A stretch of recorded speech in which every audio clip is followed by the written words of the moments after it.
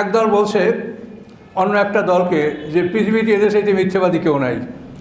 আবার আরেক দলের নেতা বলছেন যে এদেরকে ভোট দেওয়া হারাম, যেটা আপনারা হয়তো পেপারকে আজকে হয়তো দেখেছেন। এখন জনগণ বিভ্রান্ত যে এরা তো বড় বড় হুজুর, এখন আসলে কি? কোরআন পাক আল্লাহ বলেন আকুল্লা শাইআন ফাসসালনাহু তাফসীলা, প্রত্যেক বিষয়ে আমি বিস্তারিত বিবরণ দিয়েছি কোরআনের মধ্যে। তাহলে আমরা কোরআনে অনুসন্ধান করব যেখানে আল্লাহ কি বলেছেন। তো এখানে আল্লাহর কোরআন যেটা বলেছে, কাউকে যদি আপনি মিথ্যাবাদী বলে সেটা প্রমাণ করতে হবে। তার কারণ মিথ্যা হলো শিরকের সমপর্যায়ের গুনাহ।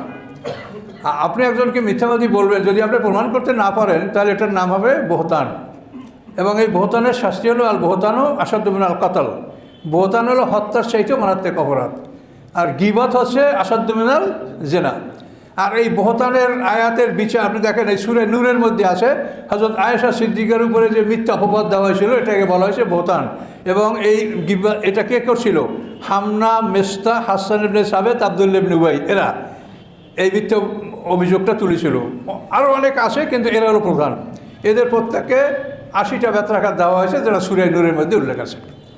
তাহলে আপনি একটা দলকে মিথ্যাবাদী বলবেন, এর সাথে মিথ্যাবাদী দুনিয়াতে নাই। এখন আপনি যদি প্রমাণ করতে না পারেন, তো কোরআনের বিধান অনুযায়ী আপনার উপরে 80টা বেত্রাঘাত ফরজ হয়ে গেছে। আর যদি আপনি প্রমাণ করতে পারেন তাহলে প্রমাণ করতে হবে যে এই মিথ্যা তারা করেছে।